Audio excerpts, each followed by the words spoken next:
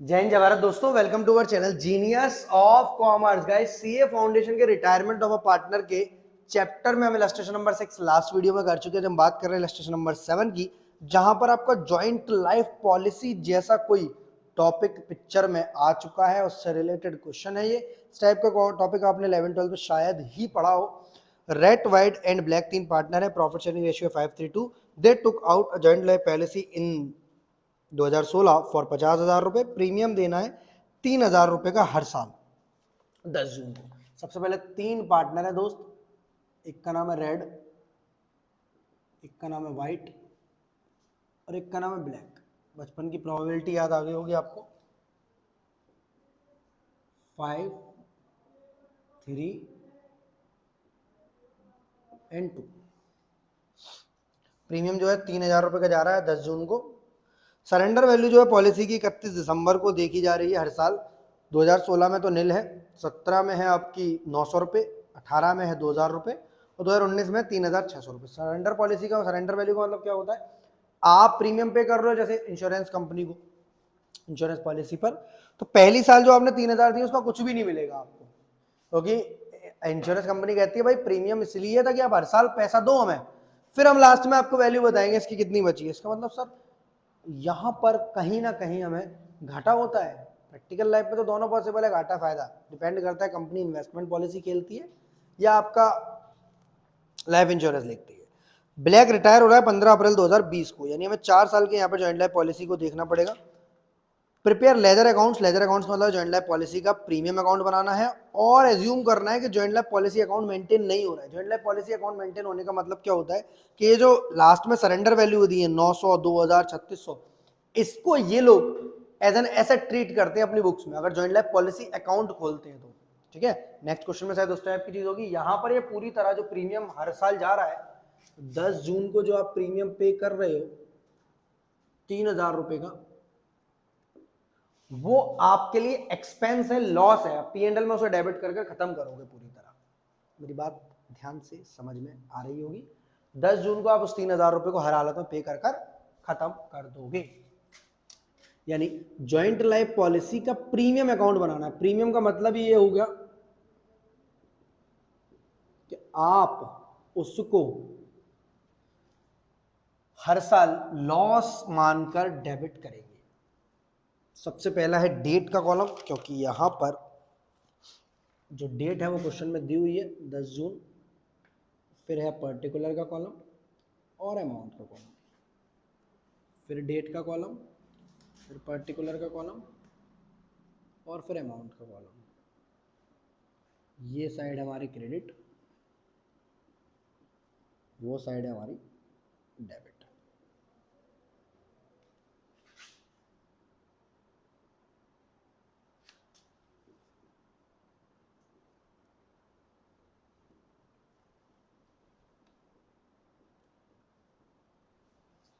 चलिए, joint life policy में सबसे पहले आपने 10 जून 2016 को पे किया to bank. Joint life policy premium को डेबिट करेंगे और बैंक को क्या करेंगे? क्रेडिट। कितने रुपए से दोस्त? 3,000 रुपए से। अब वैसे भी इसकी वैल्यू नील है लास्ट में जाके 31 दिसंबर को। हो सकता है ये लोग कैलेंडर ईयर फॉलो कर रहे हो, तो वैसे भी इसकी लाइफ वो वैल्यू इसकी नील है।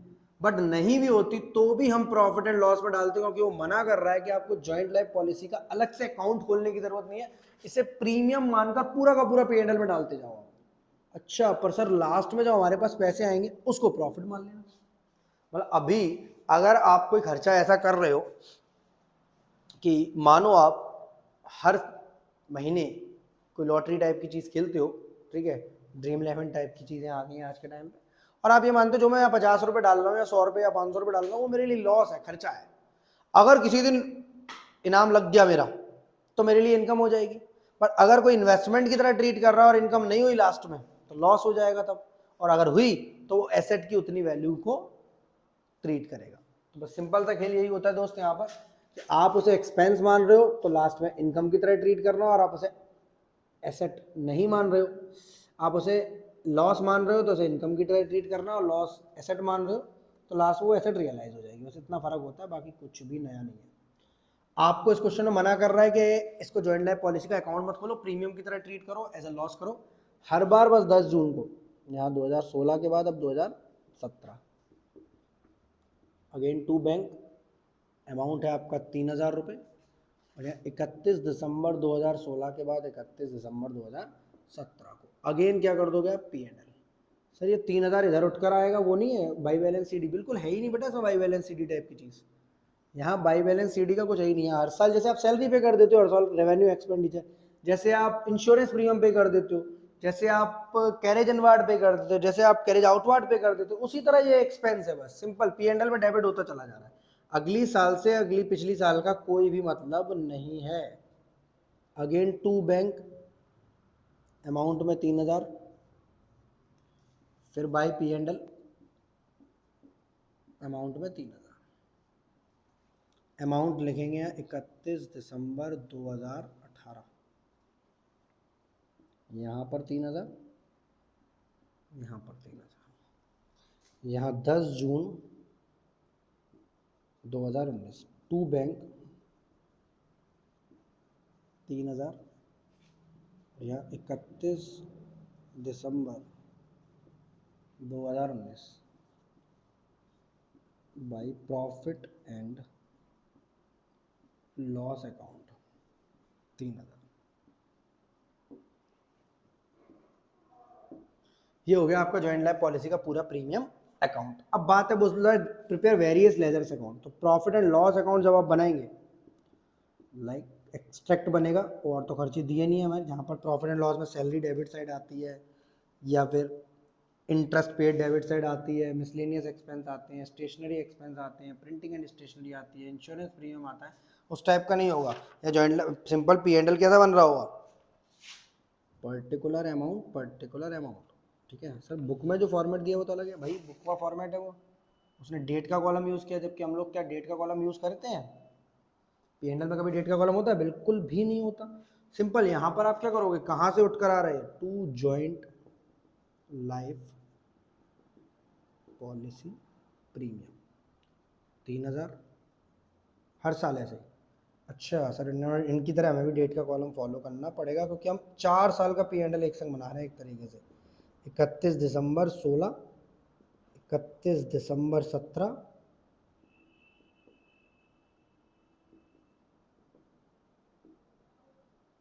31 दिसंबर 18 और 31 दिसंबर 19। बेसिकली हर साल आपका ये P&L में डेबिट हो जाएगा, P&L यहाँ क्रेडिट हो रहा है, जॉइंट लाइफ पॉलिसी डेबिट हो रहा है। तो बेसिकली आपका ये पूरा क्वेश्चन 16, 17, 18, 19 में कंप्लीट है। अब लास्ट में जब रिटायर हो रहा है 15 अप्रैल 2020 को ब्लैक, तो पैसा आ रहा है 3600 रुपए का। ये शुरू से इसको क्या मान रहे थे, एज अ लॉस, मतलब जब ये पॉलिसी सरेंडर होगी, मतलब पार्टनर रिटायर होगा तो पैसे की जरूरत पड़ेगी हमें, फिर हम नई पॉलिसी लेंगे, मतलब यहाँ पर रिटायर कौन हो रहा है, ब्लैक रिटायर होगा ना, हाँ। मतलब अब हम रेड और व्हाइट के लिए पॉलिसी लेंगे, तो जब रिटायरमेंट होकर जा रहा है तो सरेंडर वैल्यू आएगी, और सरेंडर वैल्यू के लिए हमें क्या करना पड़ेगा, एक खाता बना लो, partners capital account, joint life policy. Insurance company जो आपको पैसा देगी उसकी एंट्री बनेगी bank account debit to joint life policy. पहले आप कर रहे थे joint life policy to bank, अब उल्टी एंट्री बन जाएगी, आपके पास पैसा आ जाएगा कब, 15 अप्रैल 2020 को।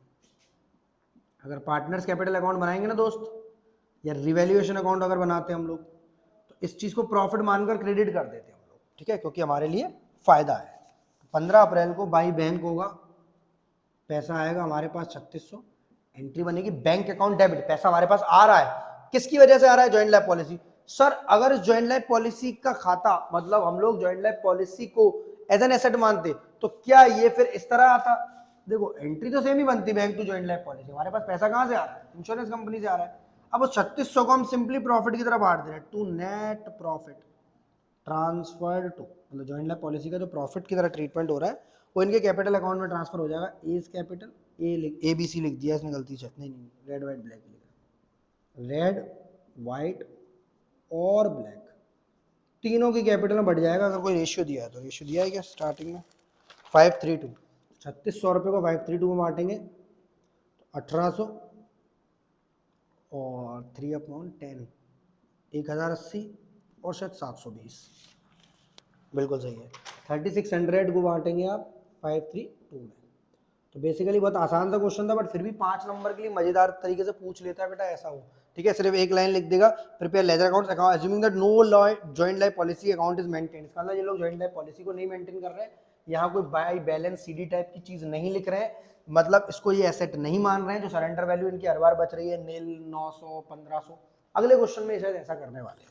तो लिस्ट नंबर 8 एग्जैक्ट सेम है, रेड वाइन ब्लैक 532, तेटू का जॉइंट लाइफ पॉलिसी 3000 का प्रीमियम पे कर रही है 10 जून को, सरेंडर वैल्यू सेम है, बट ये लाइन नहीं लिखी है कि, अच्छा लिखी है assuming that joint life policy account is maintained on surrender value basis, मतलब ये joint life policy account बना रहे हैं। अब यहाँ ये वर्ड जो प्रीमियम है ये गायब हो जाएगा। इलस्ट्रेशन 7 और 8 में सिर्फ इतना फर्क है माइनर सा, मतलब इतना टाइम लगता भी नहीं, बस यहाँ पर ये जो वर्ड है प्रीमियम, प्रीमियम वर्ड डालते ही P&L में चला जा रहा है पूरा अमाउंट। अब P&L में तभी जाएगा, उतना ही जाएगा जो इसकी सरेंडर वैल्यू को माइनस करने के बाद बचेगा, जो इसकी सरेंडर वैल्यू को माइनस करने के दोस्त बाद बचेगा। सेम फॉर्मेट है, बिल्कुल भी फर्क नहीं है, डेट का कॉलम सेम, पर्टिकुलर का कॉलम सेम, अमाउंट का कॉलम सेम, फिर डेट का कॉलम सेम, पर्टिकुलर का फॉर्मेट सेम और अमाउंट का फॉर्मेट सेम। क्रेडिट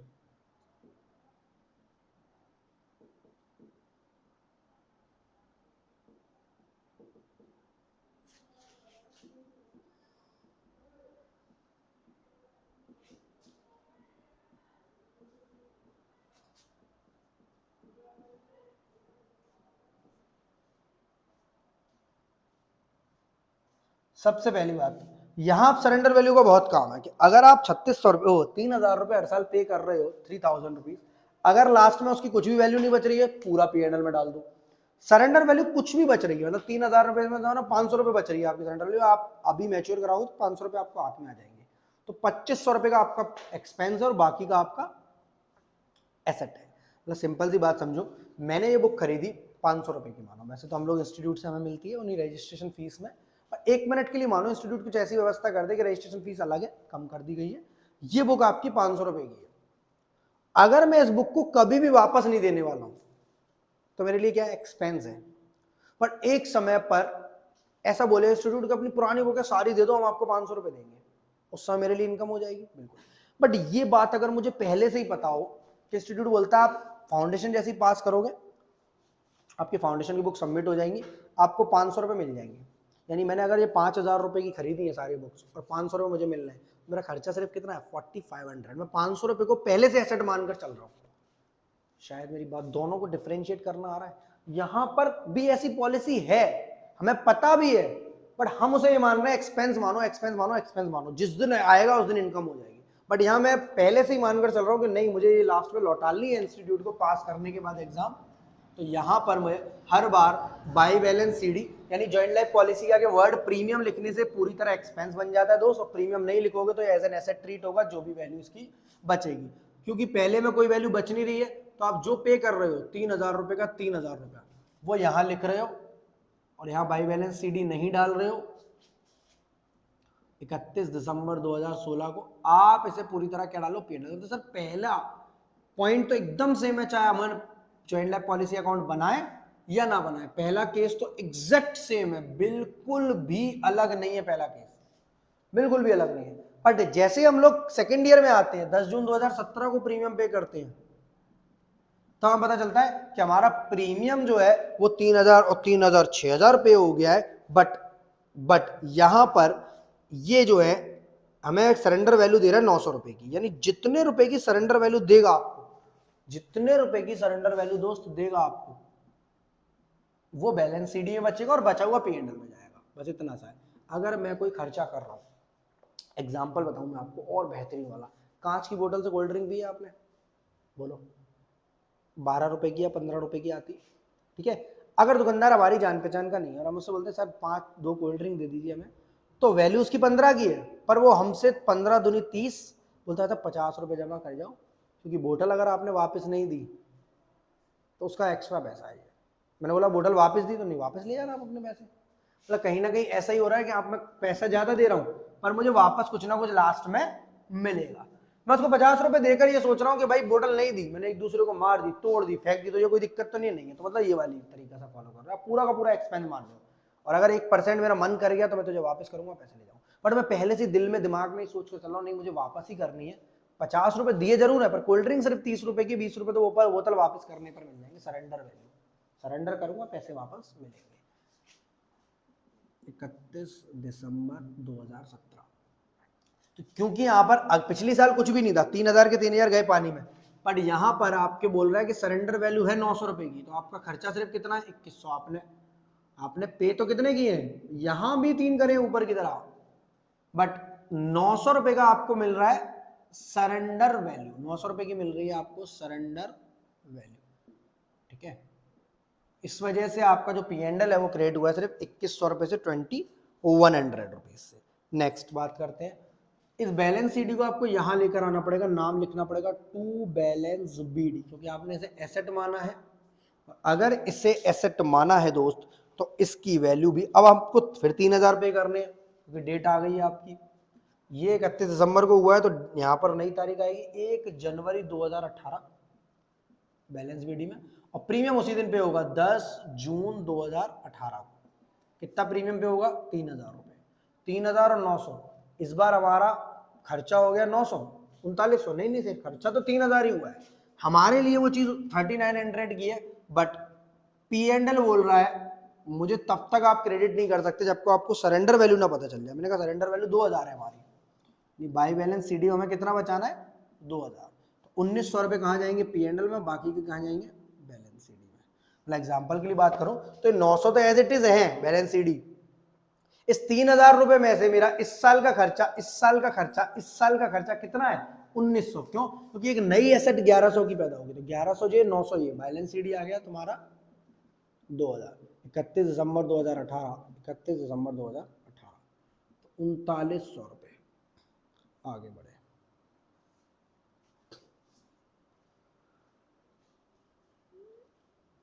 1 जनवरी 2019, यहां पर क्या करना है, फिर दोबारा से टू बैंक पे कर देनी है आपको, वो पहले टू बैलेंस बीडी बनाओ, कितने रुपए का 2000, पेमेंट कितने का करो 3000 रुपए का,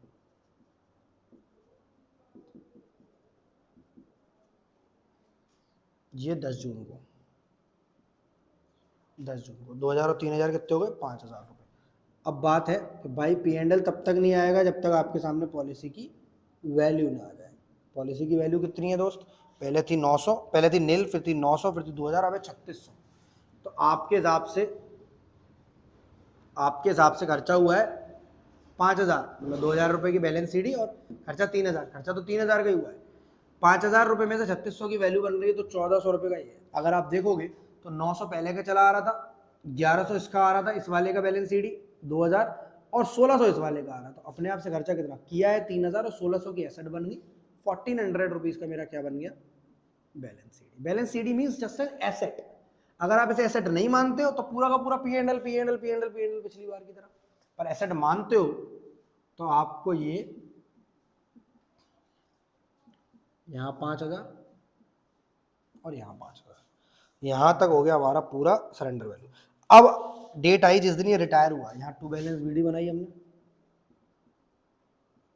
1 जनवरी 2020 को, और तभी रिटायरमेंट का फैसला ले लिया हमने 15 अप्रैल। देखो जहां पर हमने ऐसे किया था वो वही काम कर रहे हैं, बस यहाँ अलग से अकाउंट बनाया था क्योंकि वो प्रीमियम का अकाउंट था, प्रीमियम का अकाउंट अलग चीज होती है, और यहाँ यही काम हम इससे कर दे रहे हैं, क्योंकि पेमेंट देते समय joint life policy debit bank credit, पैसा आते समय बैंक डेबिट और joint life policy credit. Sir ये 3600 की जगह अगर 3700 की नहीं हो सकती, 3500 की नहीं हो सकती, नहीं बेटा ये पूरी साल सेम चलती है, लास्ट दिन जैसे प्रीमियम आप पे कर दोगे 10 जून के बाद इसकी सरेंडर वैल्यू बदल जाएगी। देखो रिटायर का वो रहा है 15 अप्रैल, अगर ये 15 अगस्त को रिटायर होता तो सरेंडर वैल्यू और हो सकती थी, क्योंकि मैं प्रीमियम हम लोग पे कर देते हैं यहाँ पर, प्रीमियम करने के बाद आपकी सरेंडर वैल्यू बढ़ जाती है। तो आई होप आपको यहाँ तक कोई भी दिक्कत नहीं हुई होगी। यहाँ प्रीमियम और पॉलिसी अकाउंट अलग इसलिए बनाया क्योंकि प्रीमियम को हम एक्सपेंस मान रहे हैं, टोटली क्या मान रहे हैं एक्सपेंस, इसमें से कोई भी लॉस कोई भी एसेट क्रिएट नहीं हो रही है, ठीक है।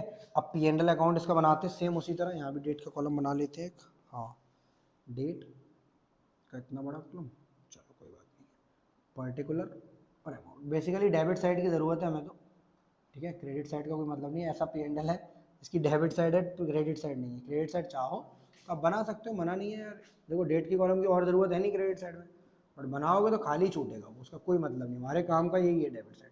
सर एग्जाम में अगर बुक की तरह प्रेजेंट कर कर आए तो सही है, हाँ बिल्कुल बहुत बेहतरीन है। नहीं कर कर आए सर, अपनी तरह करके आए तो भी कोई दिक्कत नहीं है, बस तरीका एकदम सही होना चाहिए। अब आप होगा क्या आपके साथ, जो P&L में या क्रेडिट हुआ उठा उठा के डेबिट कर दिया और डेट के साथ 31 दिसंबर 2016। सबसे आसान प्रोसेस है। कौन सी चीज से आ रहा है, GLP account, joint life policy account से। कितना, 3000। 31 दिसंबर 2017 कहाँ से आ रहा है, GLP अकाउंट। कितना, 1900। सेम छापना है, कुछ भी नहीं करना, वो वहां क्रेडिट हुआ यहाँ डेबिट करना है।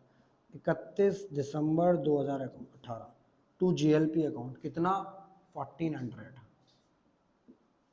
फिर 31 दिसंबर, सर जैसी काम बिना किसी मेहनत का दिमाग का होता है, आप बहुत फास्ट करना शुरू कर देते हो, ऐसा क्यों। P&L देखो कितना होगा, 3000, 1900, 1400, यही तो आ रहा है, 3000, 1900, 1400, बस यही आएगा। 2100 रह गया यार, ओके बीच में 2100 रह गया दोस्त। यहाँ 2100 आएगा, यहाँ 1900 आएगा, और यहाँ 1400 आएगा। 16, 17, 18, 19, 20 में तो हमने उसे वही कर दिया। इतना पार्ट जो P&L को आप लॉस मान रहे हो, क्योंकि आपके हिसाब से बैलेंस शीट ही तय हो रहा है। आप 3000 पे कर रहे हो, पर मान लो 900 रुपए मुझे वापस मिलेंगे, तो मेरा खर्चा सिर्फ 2100 है। पे कर रहा हूँ 3000, पर खर्चा है सिर्फ 2100। जो रिकवरी होगी उसे मैं एसेट मान रहा हूँ। पहले केस में नहीं मान रहा है, दूसरे में मान रहा है। इलस्ट्रेशन 7 और 8 में सिर्फ इतना सा फर्क है कि यहाँ पर GLP अकाउंट में सारा ट्रीटमेंट होगा, कोई प्रीमियम नाम से नहीं खोला जाएगा, अलग से पॉलिसी अकाउंट खोलने की जरूरत नहीं, क्योंकि खुद पॉलिसी अकाउंट है। एज एन ऐसे ट्रीट करेंगे तो हर बार एक बाई बैलेंस CD वो सरेंडर वैल्यू से क्रिएट हो जाएगा। 7, 8 कंप्लीट है, 9, 10 आपको और कराने हैं, फिर 11 का बेहतर क्वेश्चन करके सारे इलस्ट्रेशन खत्म।